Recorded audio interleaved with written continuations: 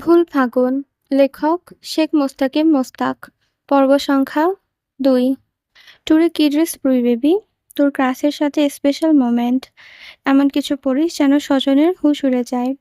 সজলকে পটানোর এটাই মোক্ষম সুযোগ। তুই চাইলেই পারবি ওকে পটাতে। যোগ বুঝে কোপ মেরে দিস বেবি। মেহেরজান যোগ করে নিতুর সাথে। তোরা দুটো দিন দিন অসভ্য হচ্ছিস। কিছু আটকায় না তোদের মুখে। তাদের গ্রুপের একমাত্র ছেলে রিফাত, সে সবসময় সাধু সেজে থাকে। তার কথাবার্তাও সাধুদের মতো, কিন্তু কর্মকাণ্ড নাউজুবিল্লাহ মার্কা জঘন্য। আরে সাধু বাবা যে, ভার্সিটিতে চোখ দিয়ে সারাদিন মেয়ের সাথে লাইন মেরে এখন আমাদের অসভ্য বলছো? আপনার কোনো জবাব হয় না বাবা। নিতুর প্রত্যুত্তরে রিফাতের জবানে তালা পড়ে যায়। মেয়েটার সাথে সে কখনোই কথায় পেরে ওঠে না। তার দৃষ্টিতে দুনিয়ার সবচেয়ে পটু মেয়ে হচ্ছে নিতু। সবার কথোপকথনের মধ্যেও সারা নীরব। সবসময় মেসেজ সিন করে সে রিপ্লাই করছে না। বিছানায় বসে ল্যাপটপে কাজ করছে জারিফ। সারার দৃষ্টি যায় সেদিকে। লোকটাকে কি বলবে সে? লোকটাকে কি তাকে ট্যুরে যেতে দেবে? সারা মনে মনে একটা কঠিন সিদ্ধান্ত নেয়। জারিফ দ্বিমত পোষণ করলেও সে ট্যুরে যাবেই। লোলায় যাক এই বয়স্ক শিক্ষক। শুনছেন? গলার স্বর নিচে নামিয়ে জারিফকে ডাকলো সে। লোকটা ল্যাপটপে মগ্ন থাকায় হয়তো তার ডাকে স্পষ্ট শুনতে পায়নি। তার কোনো হিলদোল লক্ষ্য করা গেল না। ভার্সিটি থেকে সবাই ট্যুরে যাচ্ছে। বন্ধুরা জোরাজুরি করে আমার থেকে কথা আনিয়ে নিয়েছে। আমি ট্যুরে গেলে আপনি কি কিছু মনে করবেন? এবার বেশ উচ্চস্বরে কথাগুলো বলল সারা। সে অবাক হয়ে লক্ষ্য করছে লোকটার সাথে কথা বলার সময় তার কণ্ঠ বিনয় আর শ্রদ্ধাবোধ চলে আসে। এগুলো কি সে তার বিয়ে করা স্বামী বলে, নাকি সিনিয়র মানুষ হিসেবে? সেই উত্তর সারার জানা নেই। কবে যাচ্ছেন? ল্যাপটপে দৃষ্টি রেখেই সারার উদ্দেশ্যে প্রশ্ন করে জারিফ। সম্ভাব্য কোনো তারিখ এখনো জানানো হয়নি। ছাত্র সংসদ থেকে সিদ্ধান্ত নিয়েছে। তবে অনেকের থেকে শুনেছি মাসের শেষ সপ্তাহে যাওয়ার কথা। কোনো কিছুর প্রয়োজন হলে আমাকে জানাবেন। আপনার কি কিছু কেনাকাটা করার আছে? বিনা সংকোচে বলবেন দয়া করে। ল্যাপটপ রেখে সারার দিকে ফিরল জারিফ। তার মুখশ্রীতে গুরুত্বপূর্ণ আলোচনার ভাব স্পষ্ট ফুটে উঠেছে। লোকটা তার কথা গুরুত্বের সাথে নিয়েছে বলে মনে মনে বেশ খুশিই লাগছে সারার। তার আসলেই কিছু কেনাকাটা করার ছিল। সদ্য বিয়ে করা স্বামীর টাকায় কেনাকাটা করতে সত্যিই সংকোচ বোধ করছে সারা। বাবার থেকে টাকা চাওয়ার সিদ্ধান্ত নেয় সে।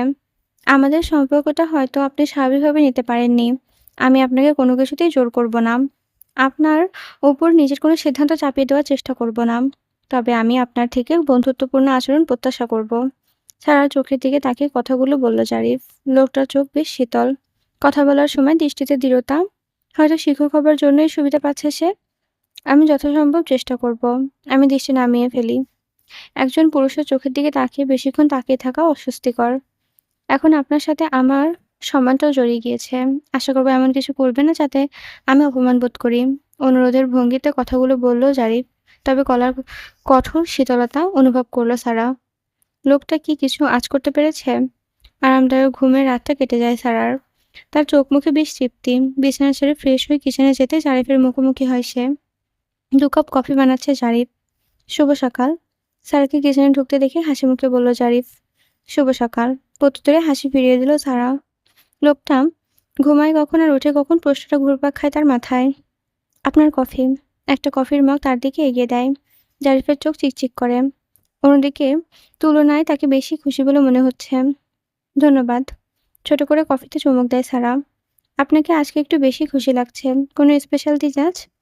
কৌতূহলী দৃষ্টিতে জারিফের দিকে তাকায় সারা। স্পেশাল দিনই বটে। আজকে মা বাবার বিবাহ বার্ষিকী। জারিফের হাস্যোজ্জ্বল মুখটা কেমন অন্ধকারের রূপ নিল। মা বাবা হারানোর যন্ত্রণা হয়তো এই দিনে দ্বিগুণ হয় তার। প্রতি বছর এই দিনটা এসে মনে হয় আমি বড় একা, নিঃসঙ্গ। মা বাবার জন্য বুকের ভেতর হাহাকার করে। এই দিনের বেশিরভাগ সময় আমি তাদের কবরের পাশে কাটাই। তাদের জন্য দোয়া করি। তাদের কাছে আমার জন্য দোয়া চাই। মা মারা যাওয়ার আগে সবসময় বলতেন, তারা না থাকলে আমি যেন তাদের পুত্রবধূকে নিয়ে কবর জিয়ারত করি। আপনি কি আজকে একটু সময় দেবেন? জারিফের চোখে পানি টলটল করছে। সারা সম্ভবত এই দিনে প্রথম কোনো পুরুষকে কাঁদতে দেখেছে। তার ধারণা পুরুষ মানুষ শক্ত হয়, তারা সহজে কাঁদে না। স্যারের ইচ্ছে করছে জারিফের চোখের পানি মুছে দিতে, তাকে সান্ত্বনা দিতে। কিন্তু সারা কাউকে সান্ত্বনা দিতে পারে না। তার কাছে এসব আলগা মনে হয়। সান্ত্বনা মানুষকে কখনো শান্তি দিতে পারে না। শান্তি দেয় সঙ্গ। একজন নিঃসঙ্গ মানুষের সবচেয়ে বেশি প্রয়োজন সঙ্গতা। সারা মনে মনে সিদ্ধান্ত নেয় সে আজকে ভার্সিটি থেকে তাড়াতাড়ি বেরিয়ে আসবে। যতটা সম্ভব জারিফের সাথে সময় কাটানোর চেষ্টা করবে।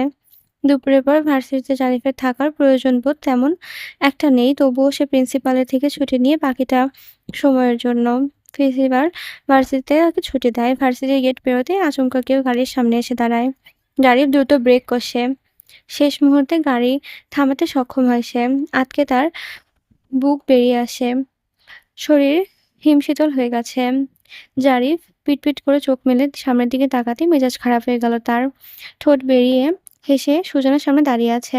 তাকে তাকিয়ে তাকিয়ে দেখে মেয়েটাকে গাড়ির কাছে এগিয়ে এলো সে। হ্যালো স্যার, কেমন আছেন?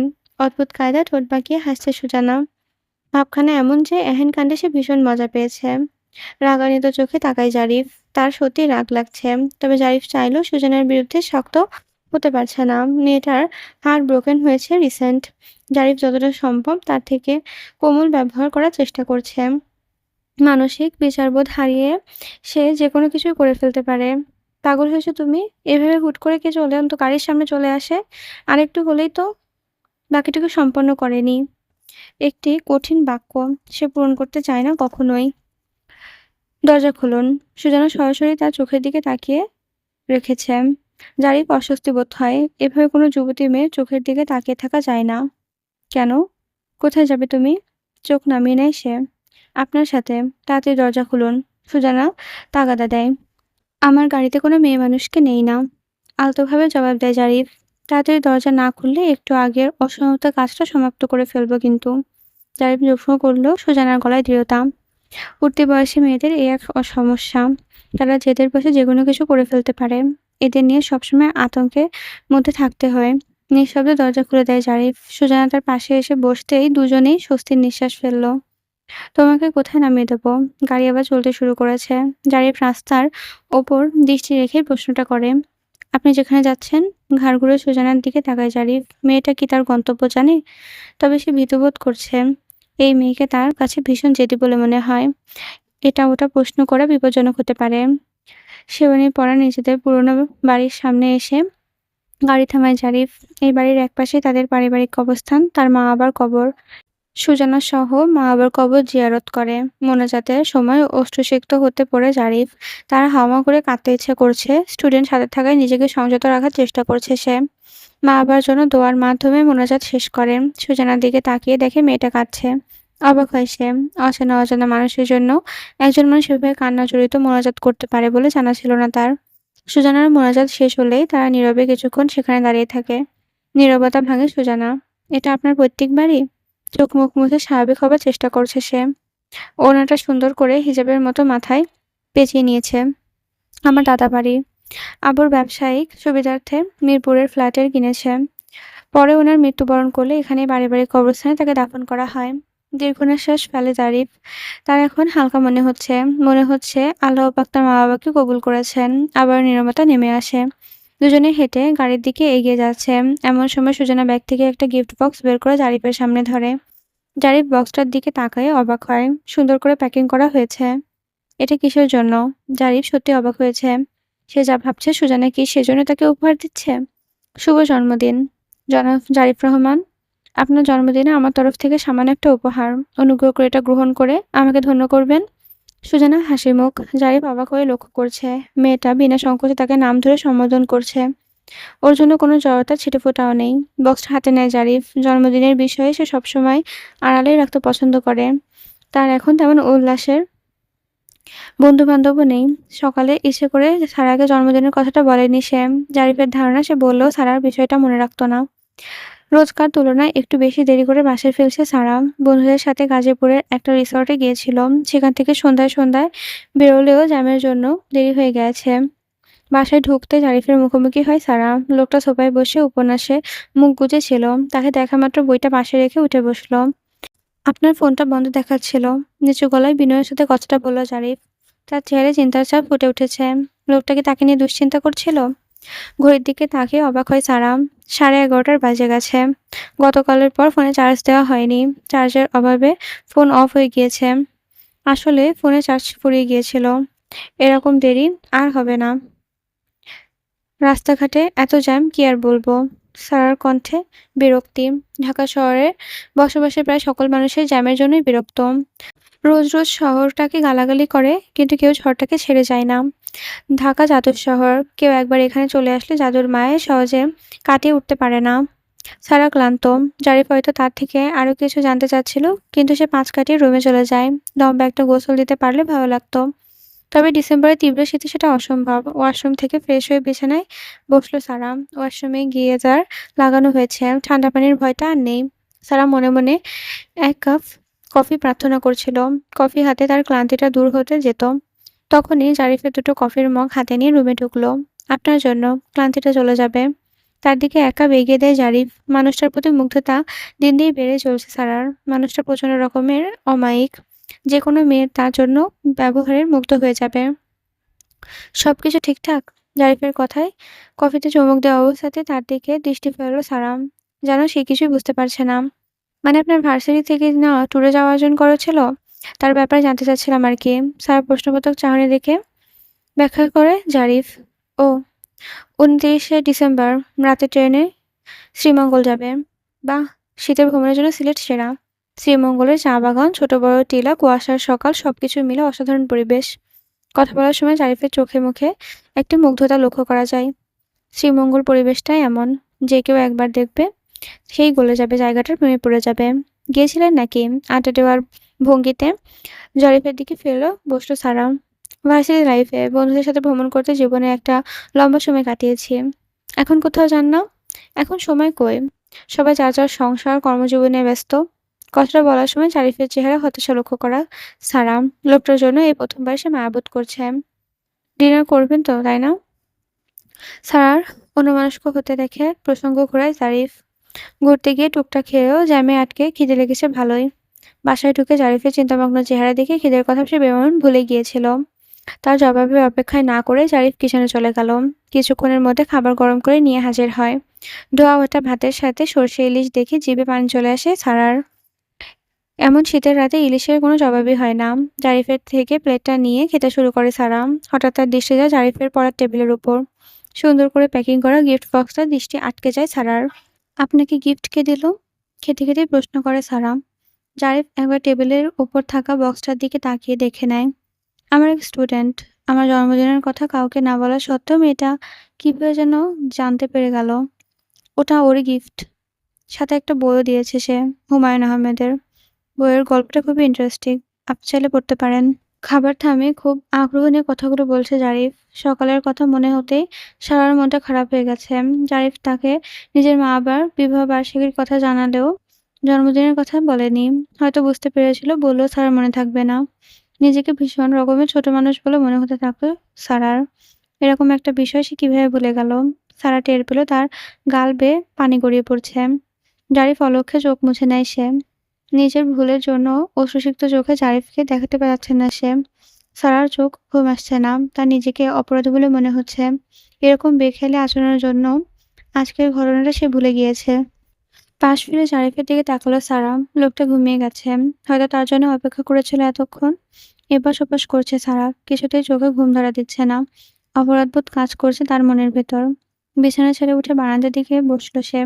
তীব্র শীত পড়েছে। গায়ে চাদর জড়িয়ে ইজি চেয়ারে হেলান দিয়ে বসে আকাশের দিকে তাকিয়ে আছে সারা। শিশিরের ফোঁটা পড়ছে। ঘন কুয়াশার ফাঁকে চাঁদটা মাথা উঁচু করে দাঁড়িয়ে আছে। দীর্ঘক্ষণ আকাশের দিকে তাকিয়ে থাকে সারা। প্লেলিস্টে থেকে মৌসুমী ভৌমিকের আমি শুনেছি সেদিন শিরোনামের গানটা শুনছে। গানের প্রতিটা শব্দ ভীষণ মায়া নিয়ে যত্ন করে গেয়েছে শিল্পী। সারা গানের তালে তালে শুরু করে। গানটা দারুণ, আমিও মাঝে মধ্যে শুনি। আচমকা পুরুষের কণ্ঠে শিউরে ওঠে সারা। জারিফ তার পাশে এসে দাঁড়ালো।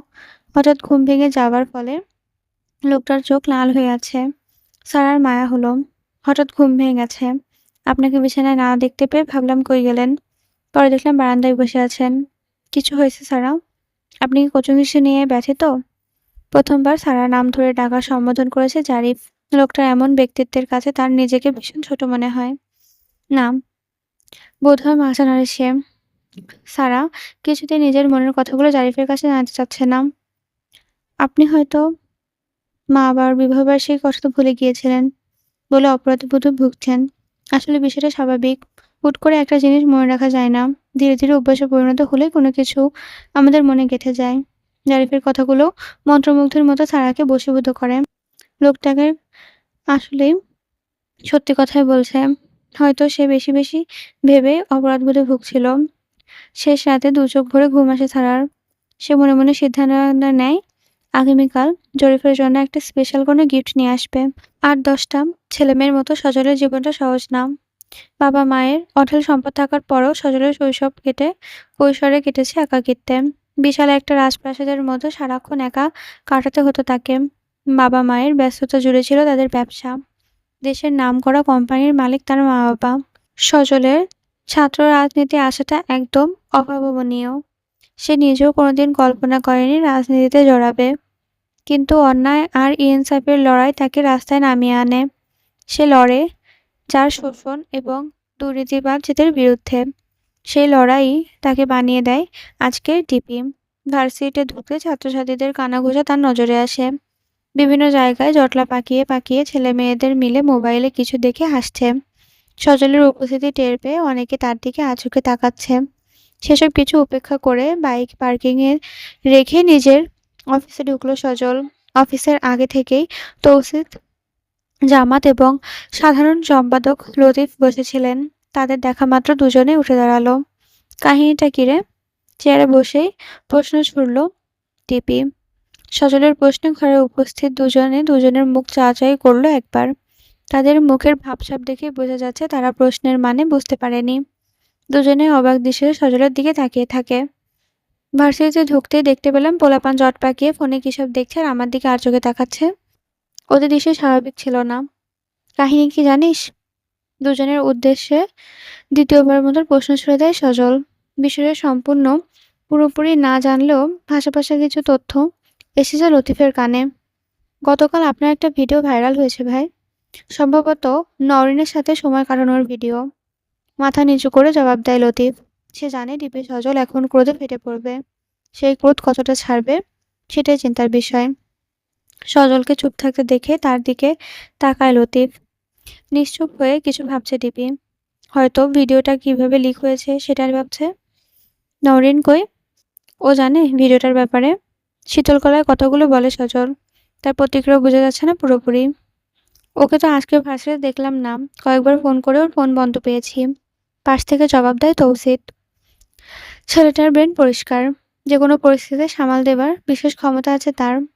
আমার মনে হয় কাজটা নওরিনের। না হয় এই বিষয়ে বাইরের কারো জানার কথা না। ভিডিও তো অনেক পরের কথা, যোগ করে তৌসিফ। সজলের চিন্তিত দেখাচ্ছে। তার মাথায় যে কিছু ঘুরছে সেটা স্পষ্ট। মুহূর্তেই একটা সিদ্ধান্ত নিয়ে ফেলে সে। কিন্তু সেটা বাস্তবায়ন করতে হলে আগে নওরিনকে তার প্রয়োজন।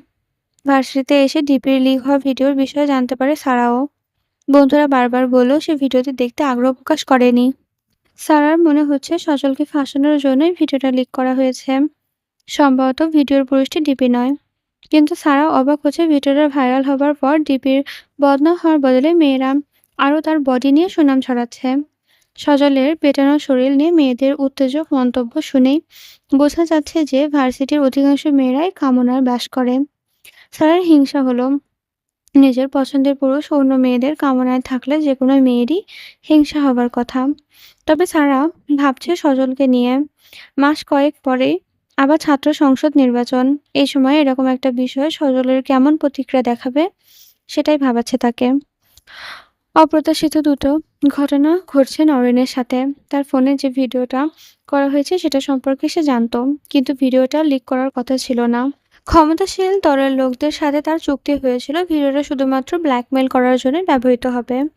চুক্তির অঙ্কটাও বিশাল হওয়ায় নওরিন সরাসরি না করতে পারেনি। টাকাটা তার প্রয়োজন ছিল। কিন্তু নওরিন চাইলে স্বজনের এর থেকে বেশি দ্বিগুণ টাকা দিতে পারত। নওরিন এখন আফসোস হচ্ছে ব্যাপারটা নিয়ে। সে সম্ভবত ভুল সিদ্ধান্ত নিয়েছে। দরজার মৃদু শব্দ হতে নওরিন কেঁপে ওঠে। তার মনে ভয় জমতে শুরু করে। অসময়ে কে আসতে পারে? তার অবস্থান কারো জানার কথা না। তবুও নওরিন ভয় পাচ্ছে। সজলকে সে ভালোভাবে চেনে। সজলের জন্য অসম্ভব বলে কিছুই নেই। দরজার দ্বিতীয়বার শব্দ হলো।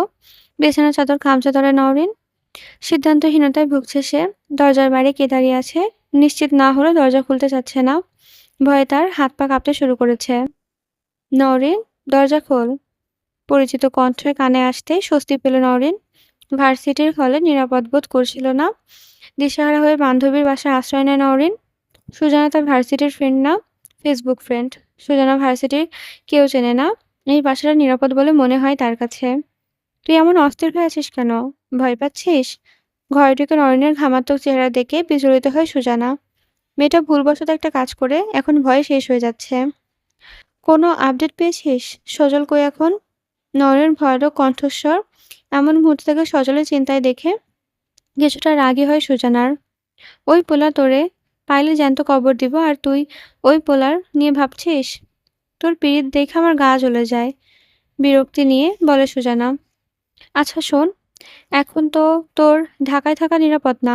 তুই কি গ্রামে চলে যাবি? চিন্তিত হয়ে পড়ে নওরিন। কি সিদ্ধান্ত নেবে ভেবে পাচ্ছে না। তার মন বলছে সজল বড়সড় কোনো বিপদে হতে পারে। সজলকে তার সাহায্য করা উচিত। নরেনকে চিন্তামগ্ন দেখে তার কোনো প্রশ্ন করে না সুজানা। মেয়েটাকে সময় দরকার। এরকম একটা এহেন কাণ্ডে সে ভড়কে গেছে। যদিও ভিডিওটার চেহারা দৃশ্যমান নয়, তবু বিপদটা ওপর থেকে সরে যাচ্ছে না। সুজানার মনে হচ্ছে নরেন কোনো বিপদে পড়তে যাচ্ছে। ভয়ানক কোনো বিপদ। পরের সকালে সত্যি সত্যি বিপদটা বাড়ি চলে আসে। নরেন ঘুম থেকে উঠে চোখের সামনে অপ্রত্যাশিত মানুষকে দেখে ভড়কে যায়। সামনে দাঁড়িয়ে থাকা মানুষটার চোখে মুখে রাগ স্পষ্ট। নরেন মনে হচ্ছে এর আগে মানুষটি শুধু চোখ দিয়ে তাকে ভস্ম করে দিতে সক্ষম।